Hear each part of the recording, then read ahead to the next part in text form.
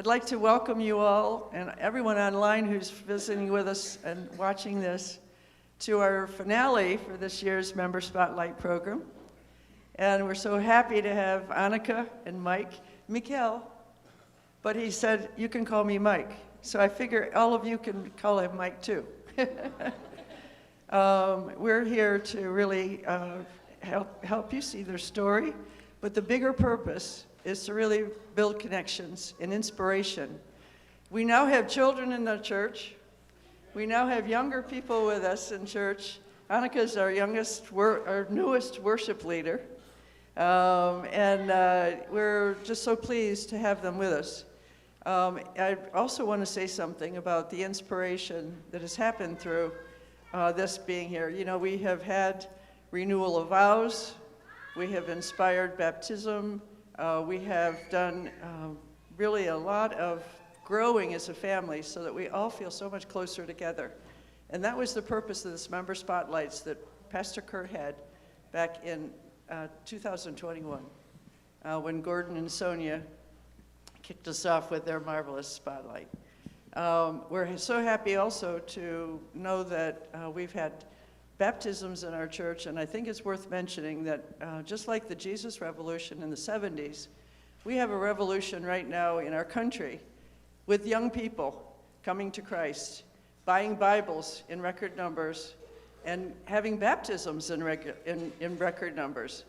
And in fact, today represents a day of culmination in many churches across the country of really recognizing baptisms by immersion, because the Jesus Revolution really epitomized that and has spread across the country. And we here want you to know that you can have a baptism here in the church, or you can have a baptism in the Gulf, or anywhere you want to be. Pastor Kurt and Pastor Dan are both behind the power of baptism and declaring your faith for Jesus Christ. So I wanted to get that in because I know both of these people have been baptized and they have strong faith. We've had second marriages in a lot of us here in the population, and this couple has also a second marriage, but a second marriage in a different way because they were in different countries at different times. They got married twice already. So with no further challenge here for you guys to come forward and give us your talk.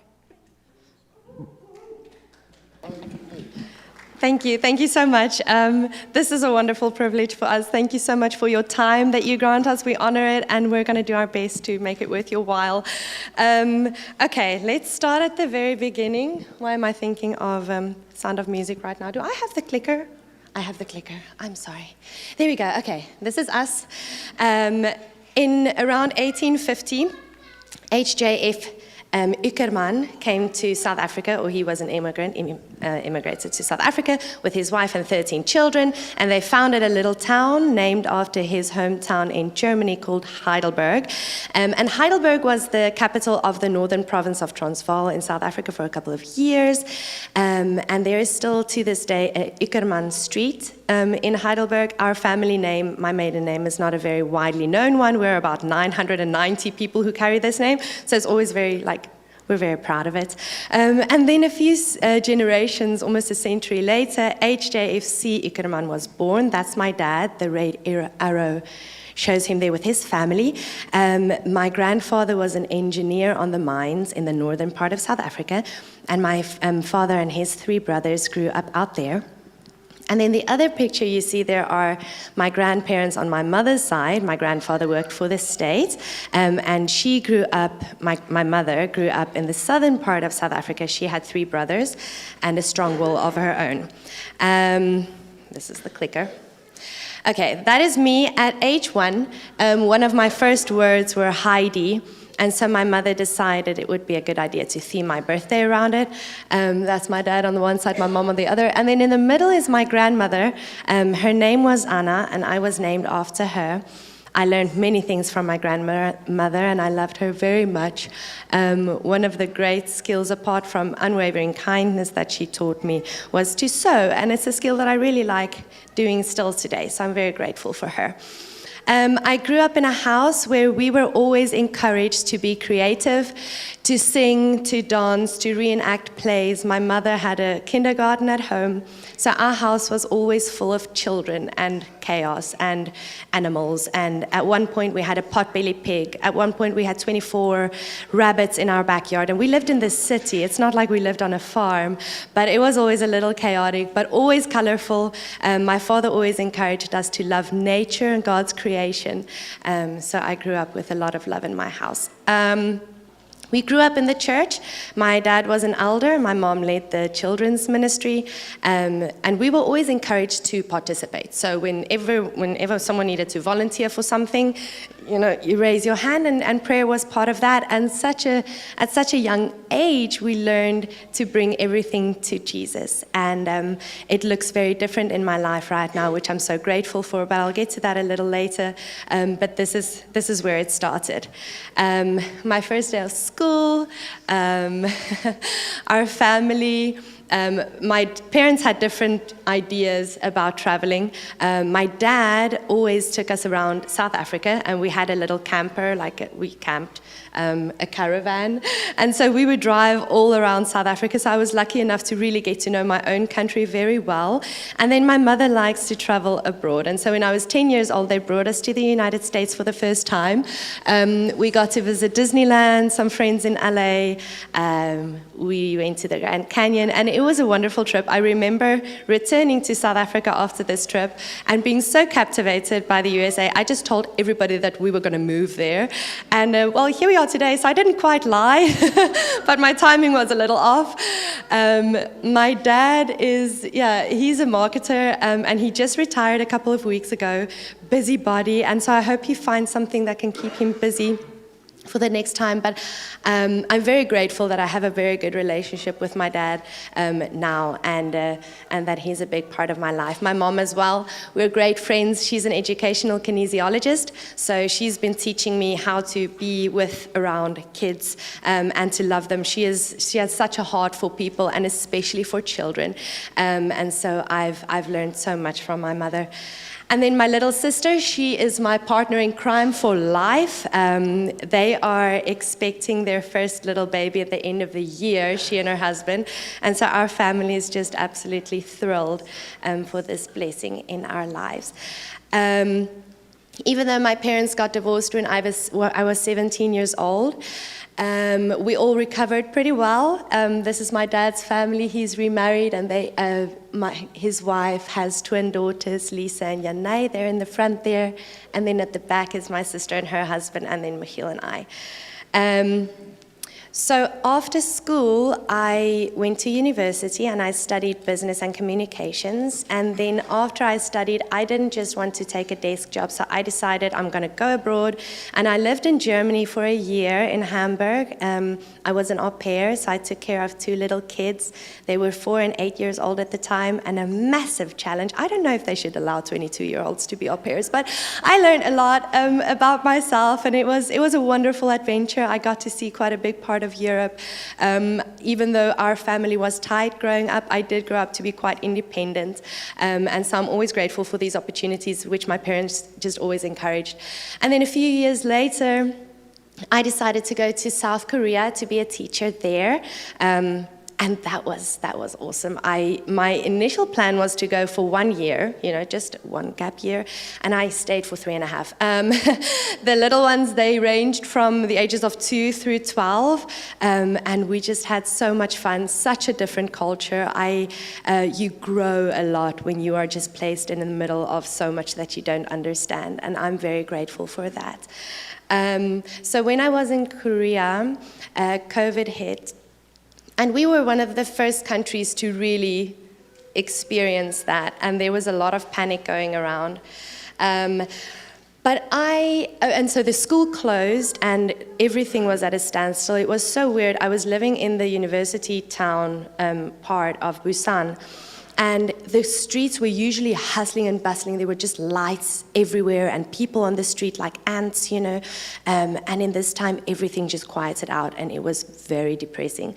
So I decided, you know, if I'm not allowed to be inside places with other people, I should maybe try to be outside.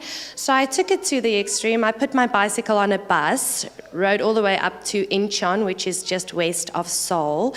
And then I got on my bicycle and I cycled all the way back down to my hometown, Busan. It's about a 400-mile journey. For me, it was about 440 because I took a detour. It was not on purpose. And that was also a really cool experience. And I figured, my mom always says, never a disaster, always a new design, and sort of going to the idea that something might look quite disastrous in your life, but maybe you'll find a way to make the best of it. And this was, for me, the start of COVID. When I got back from Korea, I moved back to Cape Town, and I worked for a boutique agency for a bit as a communications specialist. It's something that I still enjoy doing, sort of freelancing today, informally of course, but I really enjoyed that. I love working with people. But when we moved to Saudi, that became a little difficult. If you're in an industry where the grapevine is very important, it's very difficult when you're not there in the grapevine. So I decided to put that on hold for a bit, and I kept myself busy in Saudi with some sewing projects and eventually getting involved in the community, but I'll pick up that part of our lives in a little bit. You. Is he on? Yes. Okay, so my life is not as well documented as Annika's.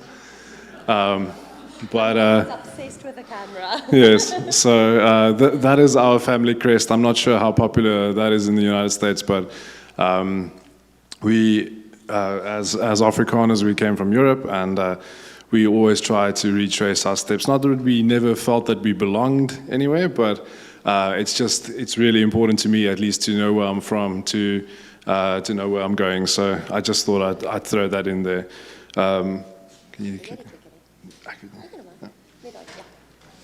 Oh, sorry. Let's go back. So that is my immediate family. That is probably one of the last pictures of all of us together. My dad left after about a year of my life, so he wasn't that much part of my upbringing. But he was an actuary, then later an auditor, and a very stern man, very serious. Always knew exactly where you stood with him, but a quite difficult person to relate to at times. So unfortunately, subconsciously, I adopted some of those traits, but I am trying my best to unlearn some of those things. So my mother. Oh, sorry. So that is basically the two most fundamental people in my formative years. At least my mother, from a farm girl from the East Transvaal, got divorced and got these two little boys to teach or to raise. Incredibly conservative, very strict. And from a very young age, we were brought up in probably the most conservative church in South Africa. I feel uncomfortable standing here without a tie and a jacket, just because from the ages of 5, that was just the way it was. Very loving though, incredibly supportive, and had to take on both roles as a disciplinarian and as a caregiver, which I'm sure was quite a challenge for her, but she did a great job nonetheless. She had an incredible emphasis on encouraging and making sure that I knew that I was special, that I was smart. She was also an educator, so she had a lot of different classes, but I got taught by her for most of my life. My brother is the other gentleman in the picture. He was definitely one of the most fundamental role models that I had growing up. Introverted, loved reading, wasn't the most actively social or necessarily that athletic. So I had a real trouble getting him to play with me outside. But at the same time, when I went to him, he was always kind towards me. He never bullied me. He was always willing to engage in intellectual conversations. And for the most part, he was the one who taught me how to dream. Because even though he didn't necessarily do the things that he read about, he opened up my mind to think that anything is possible. I remember then if I came in with my ball and I wanted to go play outside, he would say, just take a book and read a little bit. Or I would go to him and he was busy doing his own magazine, or he had a big poster out and he was drawing out his own theme park because he was obsessed with Walt Disney. And he kept on making these references about me being like Walt Disney or like Henry Ford, and just opened up my mind to think that anything is possible, even though he not necessarily lived in that way. So there's the two of us. So just a few pictures of me. I love sport. I've always enjoyed team sports, and those are just. Sorry? Oh, okay. Yes, I've always been encouraged as Anneke to take part. My mother always tried to make sure that whenever there was an event that I sang or I acted or I participated in some way. So a lot of those pictures are, sure, I wanted to do it, but it was mostly encouraged to. But also it was fundamental in building self-confidence and making sure that everything. So we also grew up with animals. We had a family farm that was in the East Transvaal and grew up all over the place. My mother not having a real secure place or home. We moved a lot. We lived up in Botswana. We lived in all of these small towns, which made making friends easy, but keeping touch very difficult. So I never learned the skill set to really take care of relationships. And at a later part of my life, that became significant because when it comes to leadership and when it comes to building a community, if you treat people like they don't matter or that they will be replaced next week or next month, that's not a really sustainable approach. So they're just the two of us again, my brother again. So that is high school, just me leading the team. And again, I wanted to say something quite personal, and I didn't know if it would be appropriate, but then the message this morning about arrogance, and I just felt that it is something that I can share. Growing up with a mother that was always so encouraging and so complimentary of how smart I was and how exceptional and how special, and a brother who just opened the door for dreaming, combined with the fact that I never really met any resistance to that sort of super aggressive self-confidence boosting affirmations. It made me incredibly arrogant as a young man, and I had to come to grips with that, where it wasn't only social, it was also spiritual, where because we grew up in such a conservative environment, and because I knew the Bible so well, and because our Bible study was so much more in-depth than some of my peers, I sort of embraced the fact that I thought I was above them somehow, from an intellectual point of view, from a physical point of view, and from a spiritual point of view.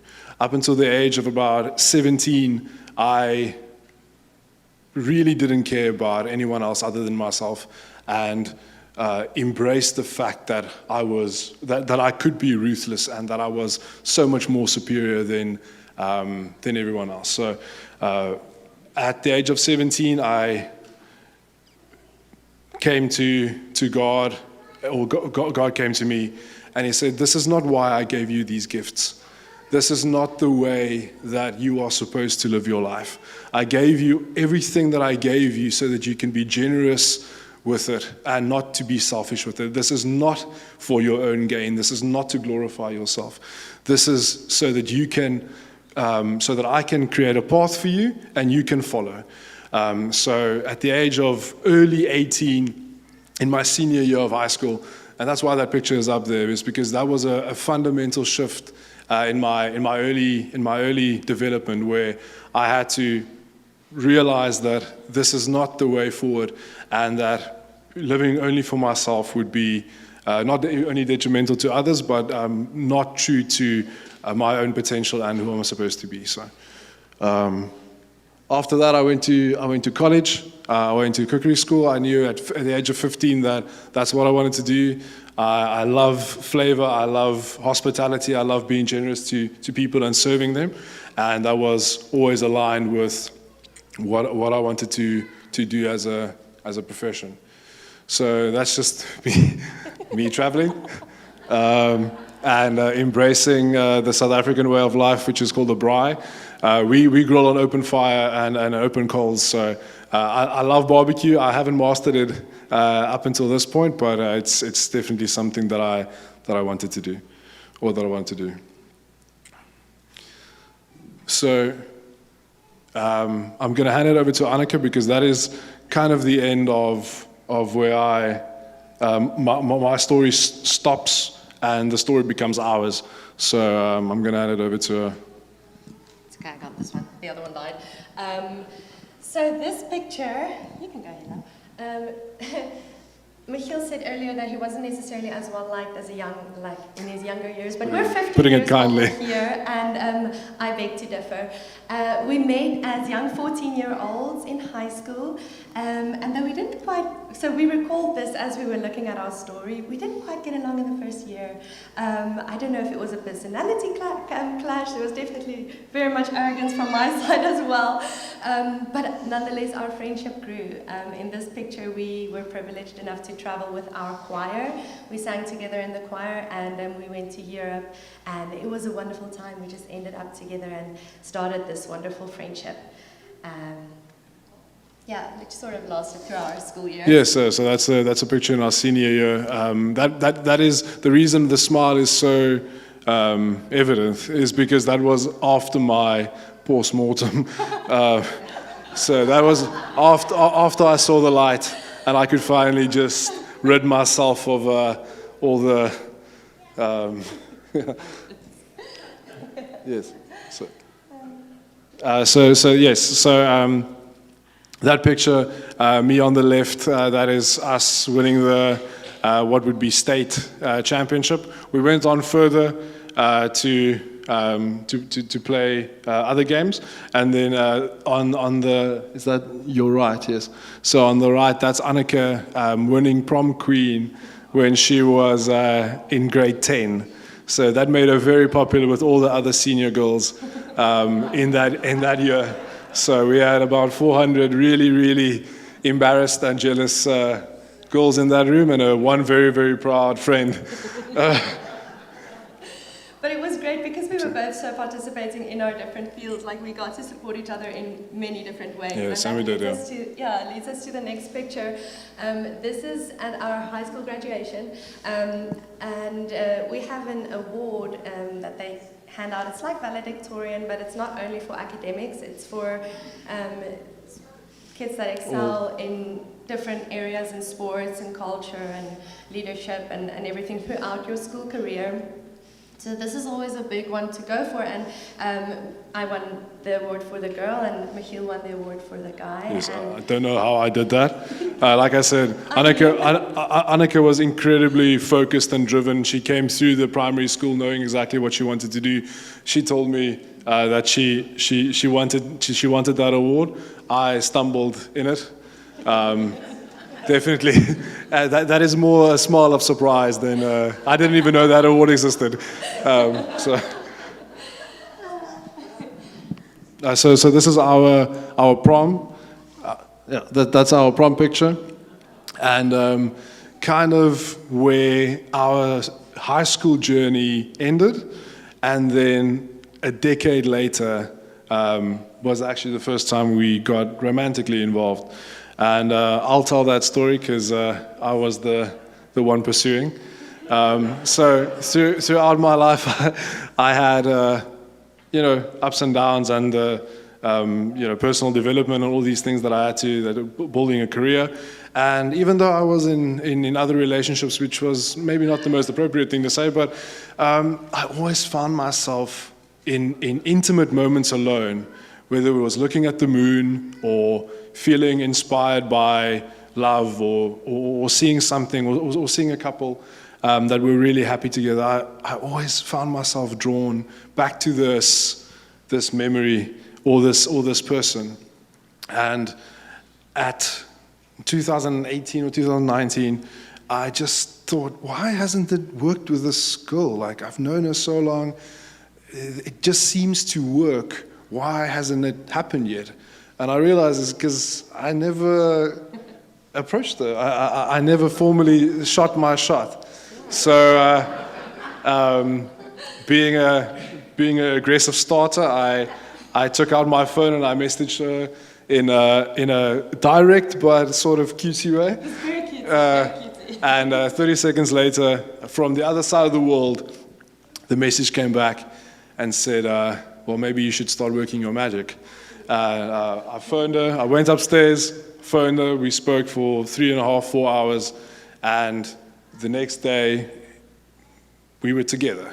And from that point on, even in the beginning part of our relationship, I always had this sort of crossroads where I could follow conventional wisdom and I could, play it safe, or I could follow truth and follow my own intention and what felt right to me.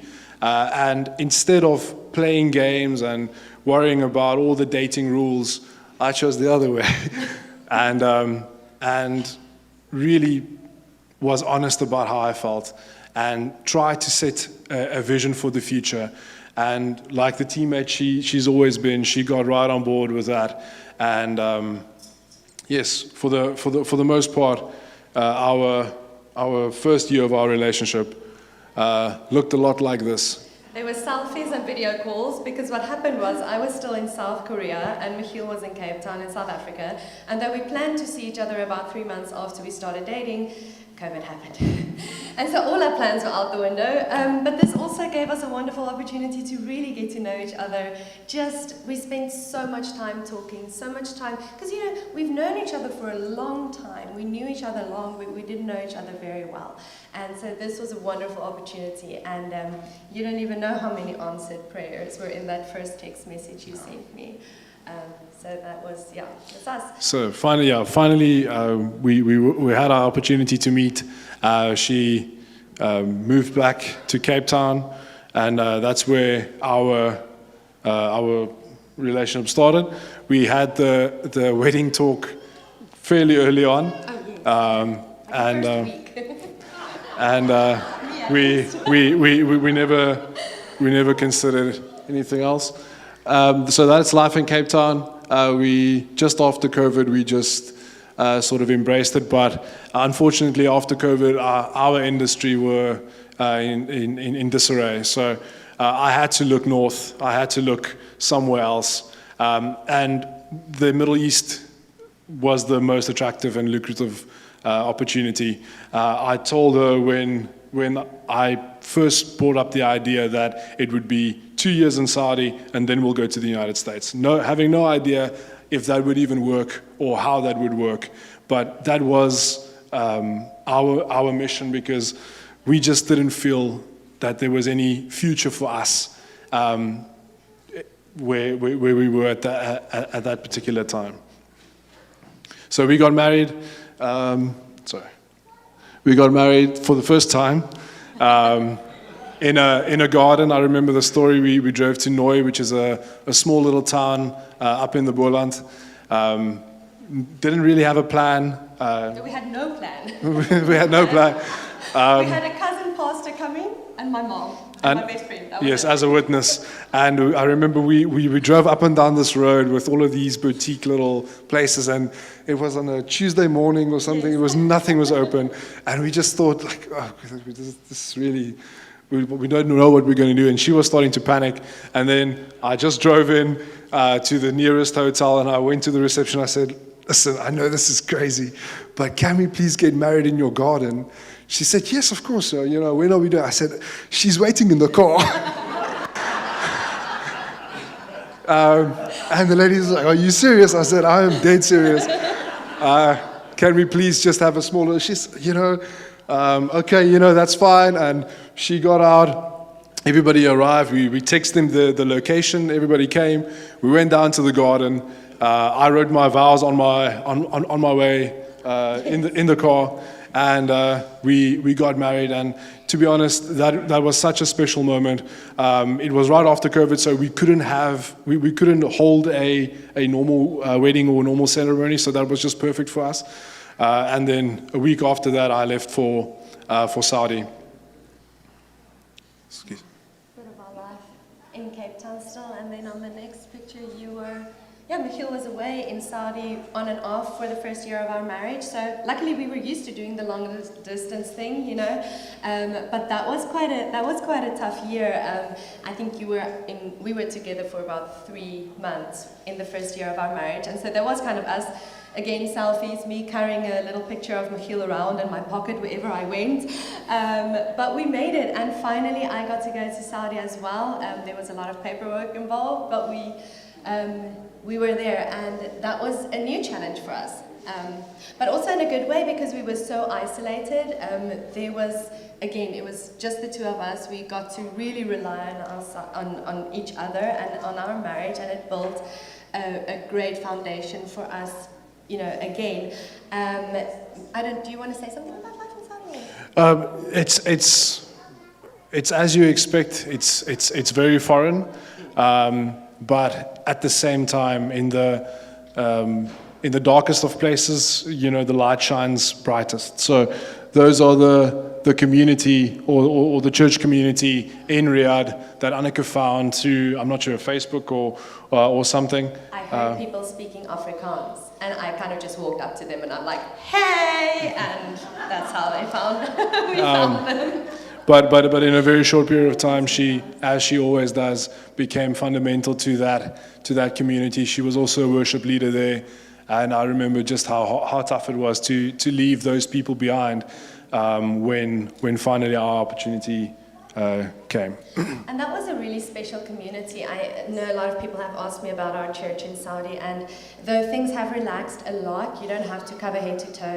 You won't get arrested for singing on the street or something like that. Saudi is very more chill now. It was still illegal to have a church there, and so, but we found ways. And the people in the picture are all from South Africa, and they all speak Afrikaans. So we got a very special slice of home in this foreign country. And it's just so beautiful. When we get together, everyone there has different backgrounds, even though they speak the same language or come from the same country. But in Jesus' name, we got together, and we got to hold each other up in times that were so difficult. And it's so hard to explain for people who haven't experienced living in a place like that. But having our faith and having the word to stand on and getting to encourage each other in the name of Jesus was so special, and it's so powerful. And the ripple effects of that community goes out into the workplaces. We had so many stories of people that would be encouraged on the Friday when we met, and then in the week that they have conversations with people around them, and many of these people are in high places. They're engineers, they're working with internationals, and so this small community, God works in mysterious ways, and He's very, very powerful, and we really saw that at work there. So the next one is when we got together in the very beginning, when she was still living in Korea. I said, like I said, I set the vision, and I said the intention is that our kids will be born American. I want to skip that one because I'm in my underwear, but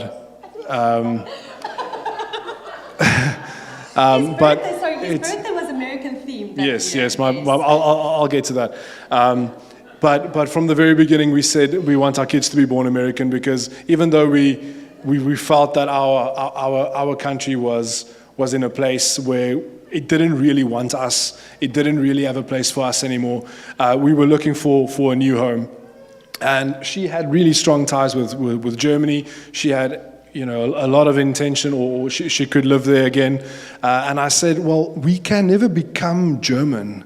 We can't become French. We can't become Italian. We can't become Japanese. But you can become American, because America is a set of values, and it's a set of beliefs, and it's everything that we already possess.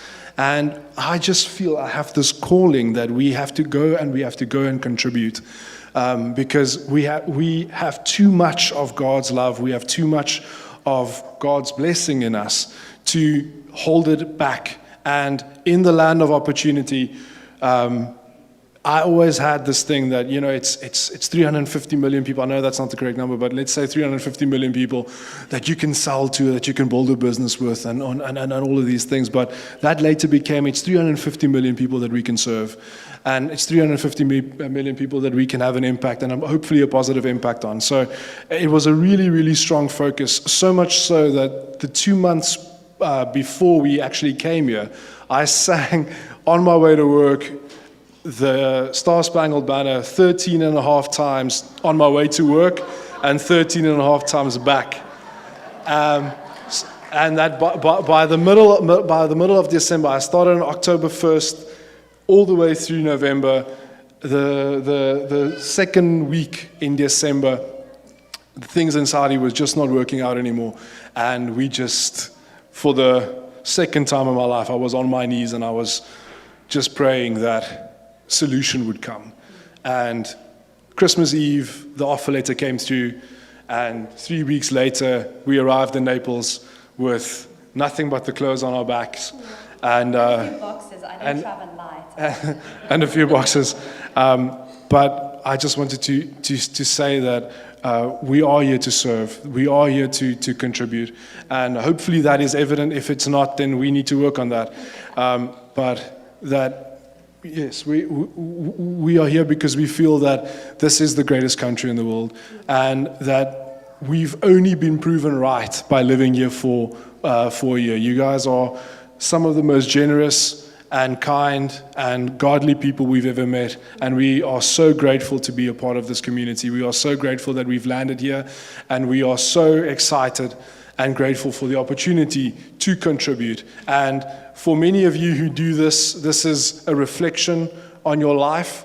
For us, this story actually only starts now. We are reflecting on a few years ago, but hopefully we have so much more to add to this book, and we have so much more value to add. So with that, thank you for having us. So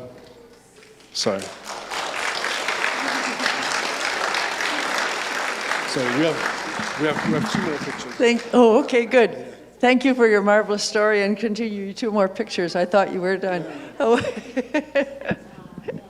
But, okay, so are there any questions you all would like to ask? We have some time here if you have questions. What is it you do? So I'm in hospitality. I'm currently a chef, but an aspiring entrepreneur. So hopefully my trade will always be in food and beverage, or my passion will always be in food and beverage. But currently a chef at a private club up in North Naples. So. The Butcher. The Butcher Private. We got Ellie right here. What's the name of the club? It's Butcher Private. What? A Butcher Private. Yes, it's on Vanderbilt Beach. Beach Road, yes. It's busy, yes. Yeah, first of all, I have a tangential connection with South Africa. My grandson has both American and South African citizenship. My oldest daughter's family, for about 6 years, lived outside of Cape Town in Hout Bay. Oh, wow. Yes, I visited them perhaps 3 times, always astounded by the fact that it took me about 45 hours to get there and to get back. Whether or not I flew through Dubai, whether or not I flew through France, or however I did it. My question is, what is your viewpoint with respect to Afrikaner farmers? There's been debate both ways in the press. Yeah, I think it's one of those things that look a little different in the media than maybe in reality or in practicality. We have family on farms, and I know that you know, the type of security that they've had to have in these last couple of years are quite intense. So there's always that fear looming. There was a philosopher way back when, and he says the best thing doesn't happen in South Africa, but the worst thing also doesn't happen in South Africa. So we will always have hope. And yeah, do you have anything more? Yes, to answer the question, racism is alive and well in South Africa. I would say 9 out of 10 African people, on average, carries resentment at a significant level.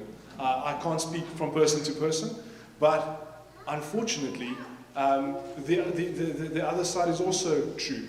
And the divide is cultural, it's language, it's lifestyle, and it's really, really difficult to,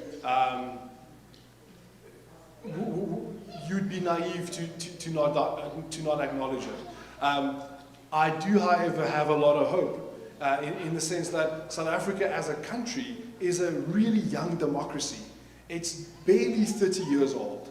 So there will be obviously adjustment like there is. There will be resistance to change, but in the long term, I do feel that things will settle down. The fact of the matter is these things do occur. We know stories personally, and obviously the stories move a lot more freely in our community than it does in legacy media. But you have to, not that crime and violence is ever justified, but healing will come with empathy. And I think both sides are too proud at the moment to really have an open dialogue about what really needs to happen. So it is sad to see that corruption and self-centeredness or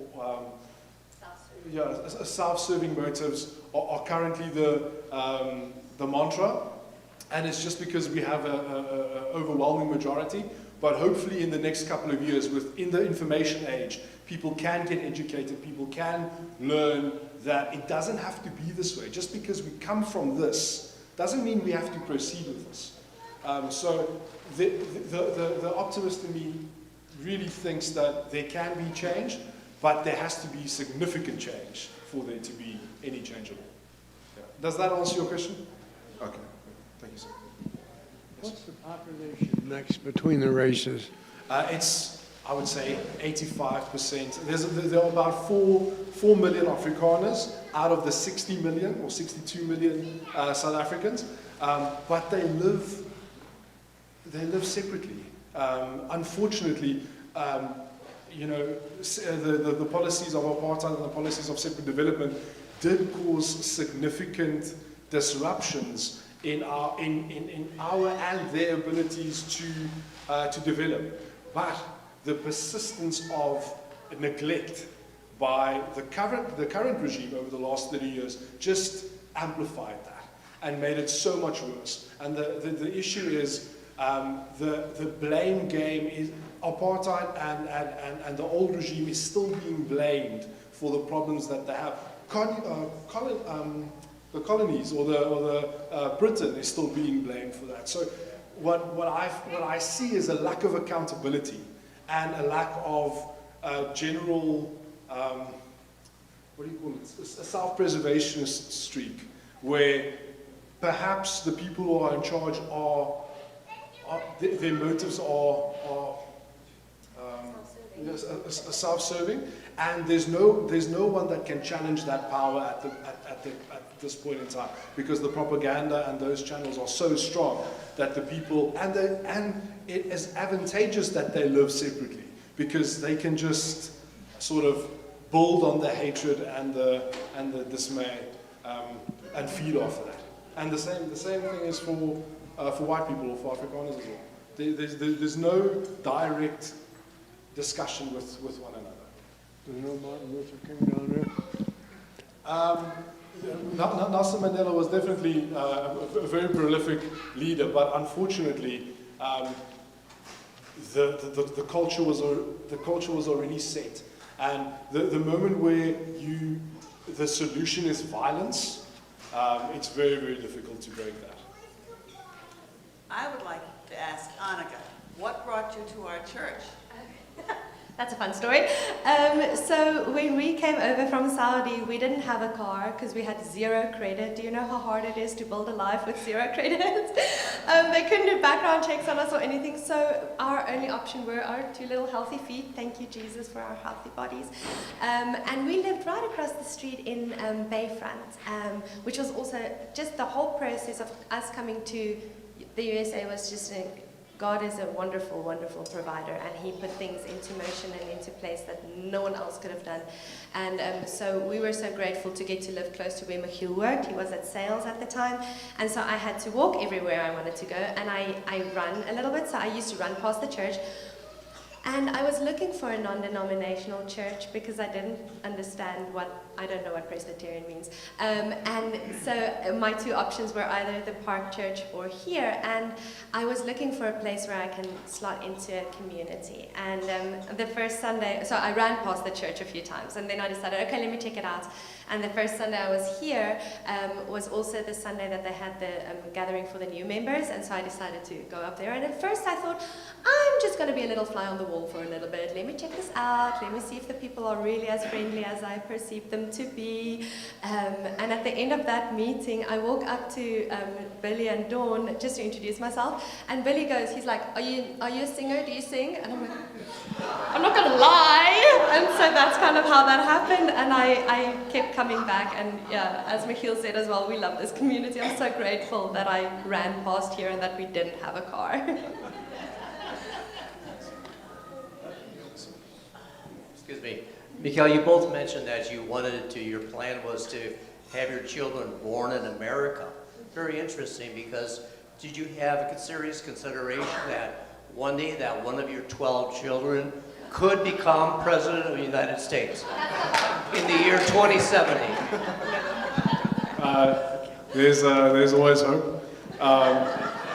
But again, for me, it was a no-brainer when it came to choosing the United States. Again, you are the only 2 countries, or as far as I know, America or the US and Canada are the only 2 that guarantee citizenship to natural-born citizens, which is something that is really just something that is embodied in your emblem, where you have arrows on the one side but an olive branch on the other. And I always associated with that as being so close to how I am, that you can be forceful, but you also have to be forgiving, and you also have to have grace. And that notion drew me to the values of America more than any other place. I'm sure that we could have gone, and I'm sure that we could have been happy. But for me, it was always a calling to come to the US. If we are ever that lucky to have a family of our own, we will be sure to raise them with the values that our parents installed in us, but also the values of true Americans, to be patriots, to lead the way, to embrace competition, and to always figure it out, always find a way, and to never give up. So if they want to take that and run for office, I would be the world's proudest dad, but it will never be a requirement. No. I just think we would love to hear you sing the Star Spangled Banner. Absolutely. Dad. Yes. On that high note, thank you so very much for being part of the life of this church. Chris, Yes. hi. Before we close, I just wanted to say how blessed we all are to have you both here. It's just so fabulous. Absolutely. And we're all praying for that business for you. And I've got to say, your gorgeous wife can make a beautiful outfit out of someone's curtains. There needs to be a boutique on the other side for her. Yes. We have two fabulous people here with us, and we love them dearly. But we also have people behind the scenes that we need to thank who've been diligent all throughout this, including Billy, who gets around with a microphone, Dustin behind, who does the live streaming, the Gulf Breeze team, who is responsible for articles beforehand, and for sure, all of our fellowship team, led by Karen Boatwright, and all of the wonderful team that she has. Thank you all for being a part of this family. Thank you for coming and being a part of our family. Thank you so much. May you all have a great week.